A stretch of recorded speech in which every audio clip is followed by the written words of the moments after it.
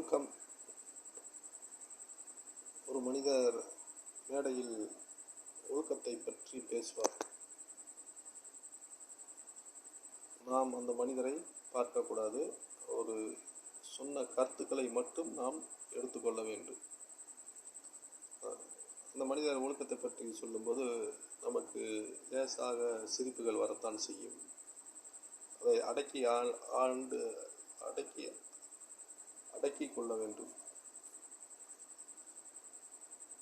தேவையில்லாமல் இடங்களில் நிற்கக்கூடாது. பொது இடங்களில் நின்று பொழுதை கழிக்கக்கூடாது.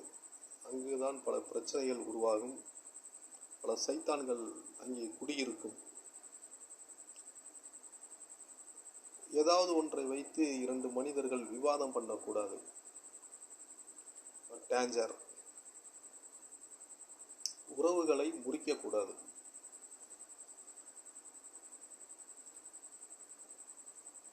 யூடியூப்ல தான் அப்படி பேசிட்டு இருப்பேன். நேரில் ரொம்ப அமைதியாக இருப்பேன். 1000 வார்த்தைகள் பேசினார்கள் என்றால் நான் ஒரே வார்த்தையில் ஒரே சொல்லில் பதிலளித்து விடுவேன் அவர்களுக்கு. அதில் நான் கவனமாக இருப்பேன். கடைக்கு எத்தனையோ பேர் வருவாங்க போவாங்க.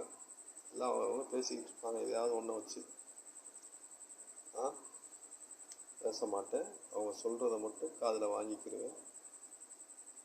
கேட்ட கேள்விக்கு ஒரே சொல்ல பதிலளித்து விடுவேன். நானும் அவங்களுடைய ஈக்குவலுக்கு சமமாக பேசிக்கொண்டு இருக்க மாட்டேன். டெத்து வீட்டில் தான் ரொம்ப அமைதியாக இருக்கணும். அங்கே போய் இறந்துட்டாருன்னு தெரிஞ்சு வச்சு அங்கே போய் அவங்க உறவுக்காரங்கிட்ட போய் எப்படி இறந்தார், எதனால் இறந்தார், அவருக்கு என்ன ஆச்சு, என்ன நோய் ஏற்பட்டுச்சு, எந்த ஆஸ்பத்திரியில் போய் சேர்த்தீங்க, என்னென்ன ட்ரீட்மெண்ட் எடுத்தீங்க, இதெல்லாம் கேட்கக்கூடாது. அங்கே அமைதியாக இருக்க வேண்டும்.